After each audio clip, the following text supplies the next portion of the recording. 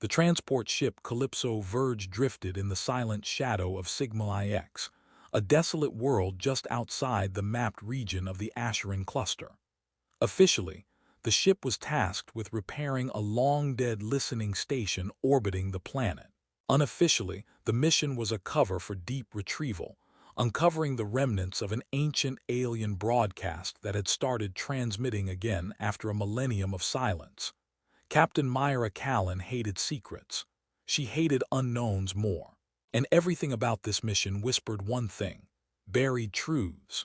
Her team of 7 included her second-in-command, Tom Viral, a rugged ex-Marine with a scarred past and a quiet loyalty that Myra both admired and feared. There was also Dr. Elan Morv, a xenolinguist obsessed with decoding alien signals, twin engineers Beck and Naira Kent, always joking until things got serious, medical officer Drenna Hollies, and pilot Ishan Greaves, who'd seen more black holes than birthdays. When they reached the orbital station, it was half destroyed, covered in strange crystalline growths like spiderwebs of frozen light. The structures pulsed faintly in colors that changed when viewed from different angles. The team docked cautiously, weapons armed. Inside, they found no bodies, no logs, just one open airlock leading to a shuttle bay where an emergency pod had clearly launched, but to where they couldn't tell. The station's log systems were corrupted, overwritten by fragments of a repeating alien transmission. Elan worked feverishly to translate it. Every hour they spent inside, the atmosphere grew heavier. Lights dimmed. Shadows lingered longer than they should have. Then the nightmares began.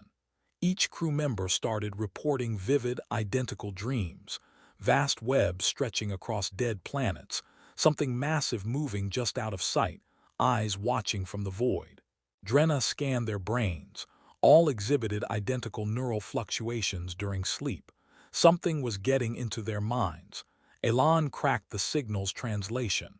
One phrase repeated, "Do not see." It sees back. Tom was the first to spot it, a shimmer at the edge of his vision, like a ripple in reality. He fired at it instinctively. The others arrived seconds later to find nothing, only a smell like scorched metal and salt water. Myra ordered everyone back to the ship, but it was too late. The Verge's systems began to glitch. Lights flickered. Gravity cut in and out. Worst of all, the organic webbing had followed them, forming faint strands across the walls of the lower decks. When Myra touched one, it trembled and hummed, reacting to her presence like a living thing. They were no longer alone. That night, Naira vanished. They found her hours later, alive, trembling, curled in a fetal position in the engine room. Her mouth was sealed by some thin, membranous film. She had drawn hundreds of circles on the wall with her own blood, each with a symbol in the center that matched the alien script Elan had been decoding. The creature revealed itself the next day. It didn't walk, it unfolded. Spindly, long-limbed, translucent as glass, it descended from the ceiling of the cargo bay like a nightmare stitched from the darkest part of the galaxy. It had no eyes. But when it turned toward you, you felt naked. Not just in body, in soul. Everyone froze, even the hardened Tom. It wasn't fear. It was awe, paralyzing reverence. Then it attacked. Chaos exploded across the ship. The creature moved through walls like vapor, yet struck like thunder. Beck was killed first, his body impaled with threads of solid light that burned from within. Tom fought to protect Elan, and Myra ordered a retreat to the upper decks. The Verge became a battlefield. Elan proposed a theory. The creature wasn't physical in the traditional sense. It existed partially in higher dimensional space, using the webbing to anchor itself to reality. It could hunt thoughts, emotion, fear. It grew stronger the more they understood it, seeing it was part of the trap. Every observation feeds it, Elan said. The more we perceive it, the more real it becomes. We're building it. So how do we kill something we can't even look at? Tom demanded. We don't look, Myra said. They devised a plan isolating sections of the ship, navigating using cameras and indirect reflections. Myra would go alone to the core where the creature had nested. She wore a blindfold. used sound and Elan's voice via comms to guide her. Each step was like moving through a nightmare. The air crackled. The creature whispered not with words but memories. Her childhood, her mother's voice, her first kill.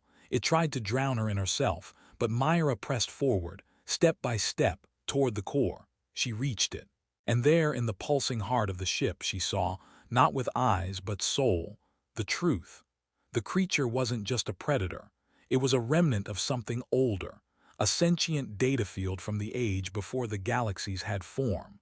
It had been imprisoned in the alien signal millennia ago, trapped in the waveform until someone foolish enough, curious enough, listened. Myra didn't destroy it. She severed the link. Using the ship's pulse generator, she scrambled the frequency of thought, silencing the web. The web shrieked. Across the ship, the strands burned away. The creature screamed in vibrations that shattered every light. Then it vanished. Myra collapsed. Tom and Elan found her barely breathing, but alive. They evacuated. The Calypso Verge was scuttled, its data cores purged. Myra, Tom, Elan, and the remaining crew were debriefed under heavy quarantine. Their report was classified, buried beneath 1,000 layers of denial. But the nightmares never left them. Myra and Tom grew close after that. Trauma bonded them, but so did resilience. He taught her to laugh again. She taught him to breathe again. They settled on a quiet outpost on the edge of charted space, married beneath twin suns. And every year, on the day the signal first reactivated, they stared at the stars together in silence, remembering. Somewhere in the unmapped void beyond Sigma IX, the webs still stretch, waiting for thought, waiting to be seen. The message still echoes in forgotten corners of space. Do not see, it sees back.